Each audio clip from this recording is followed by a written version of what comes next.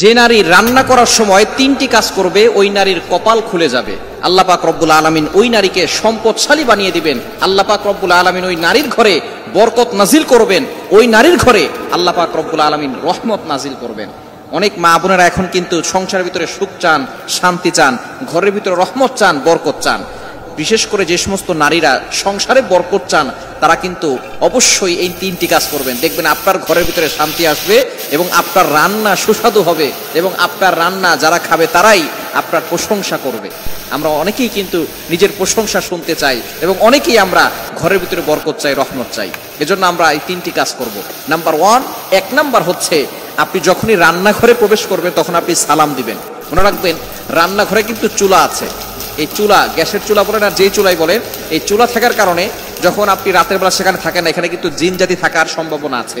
এই জন্য যখনই আপনি রান্নাঘরে ঢুকবেন তখনই সর্বপ্রথম 1 নাম্বার কাজ করবেন, সালাম দিবেন, আসসালামু আলাইকুম ওয়া রাহমাতুল্লাহ। কেউ থাকুক আর না থাকুক, ঘরে যখনই প্রবেশ করবেন, যদি ঘরে কেউ নাও থাকে তারপরে সালাম দিবেন, কারণ ঘরের ভিতরে অনেক সময় শয়তান থাকে। আপনার সালাম দেওয়ার কারণে সেই শয়তান সেখান থেকে বের হয়ে যাবে। শয়তান আপনার ঘরের ভিতরে আর বসবাস করতে পারবে না, সেখান থেকে শয়তান বের হয়ে যাবে। আল্লাহ পাক রব্বুল আলামিন নিজে বলে দিয়েছেন, কোরআন খুলেন, আল্লাহ পাক রব্বুল আলামিন বলছেন 18 নম্বর পারা 17 নম্বর পৃষ্ঠার 13, 14, 15 নম্বর লাইন, সূরাতুন নূরের 61 নম্বর আয়াতে রব্বুল আলামিন বলেন, ফাইদা দাখালতুম বুয়ুতান ফাসাল্লিমু আলা আনফুসিকুম তাহিয়াতাম মিন ইনদিল্লাহি মুবারাকাতান তাইয়্যিবা।